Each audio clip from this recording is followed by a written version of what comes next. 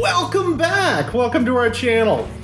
So today we're going to explore the fascinating topic of how moisture affects wood. Whether you're a woodworker, like you're part of the community, or you simply want to know how wood interacts with water and its environment, this video is for you. So let's dive in. So wood is a natural material. It's used in a variety of applications. Furniture, construction, and so forth. But did you know that wood is affected by moisture? The moisture content of wood can significantly impact its properties and its performance. So to understand how moisture affects wood, you've got to think about how it works on a cellular level. This is not metal.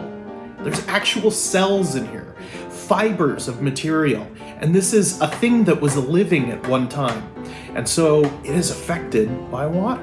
Wood has tiny cellulose fibers. These fibers are held together by something called lignin, right? These cells have a really cool, unique structure that allows wood to expand and contract in response to moisture levels in its environment. This helps trees when they're in the wild, right?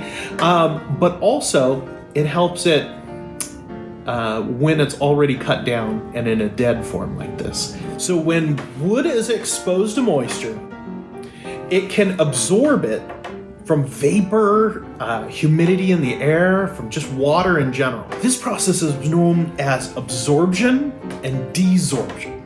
As a result, the wood can change, and when it absorbs any sort of humidity, it expands because that humidity goes inside the wood. This can alter its shape, its dimensions, its properties. It's really critical. These effects can be both positive and negative. Let's explore how they can be either. So the constant absorption and desorption can lead to cracking and can lead to destructure of the material itself. That's a negative impact. So wood will change in shape, and what happens is when it expands and then contracts, sometimes it can leave cracks in the wood. This cracking can affect both aesthetic properties and structural integrity. Moisture can also lead to things like mold and fungus, which can affect health properties. So you don't want to be breathing in that fungus. Proper moisture management is critical to mitigate some of that fungal and, just mold growth on wood.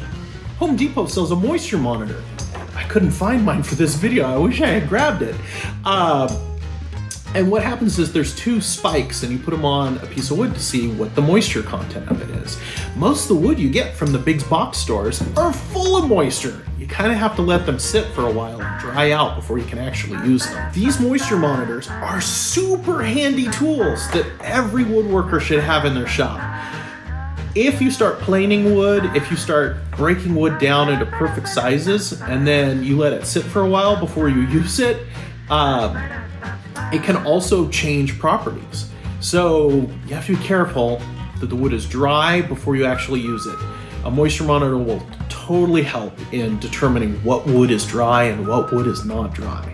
Using wet wood makes for a really rough project. So how do you manage the moisture in your wood?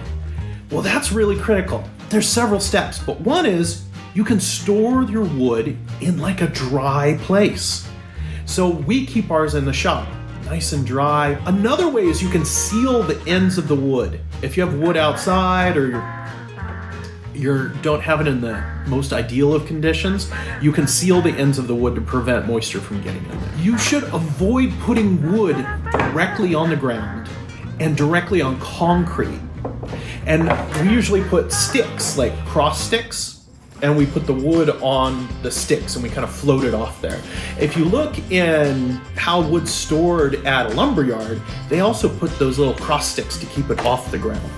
If you're using proper finishes, and we go crazy on our finishes here, but proper finishes, paints, and stains will create a protective layer against water. And last but not least, make sure you use that moisture meter.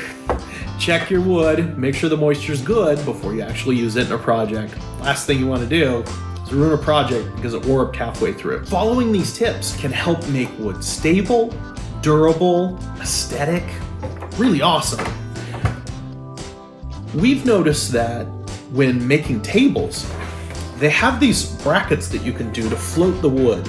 Anytime you take a large piece of wood, say for example a table, and you want to attach it to side pieces, little floating brackets will really help in that process. Sometimes we'll cut a groove along the inside of our legs, and then we'll float the table on top of that using those brackets. There are plenty of other ways to get wood not to crack, but one of the main ways is to make sure you're pretty awesome on that moisture content. The larger your piece of wood, the more it's going to be affected by moisture. That's why we're talking about tables. They're really affected by moisture because it's a large chunk of wood. You'll do fine as long as you realize that wood is a living thing, or it was at one time. And it's not like metal where you can just weld it together and expect it to never change. Wood will change in the summer versus the winter when there's more and less humidity in the air. Good luck on your projects, and if you like this video, check out this one.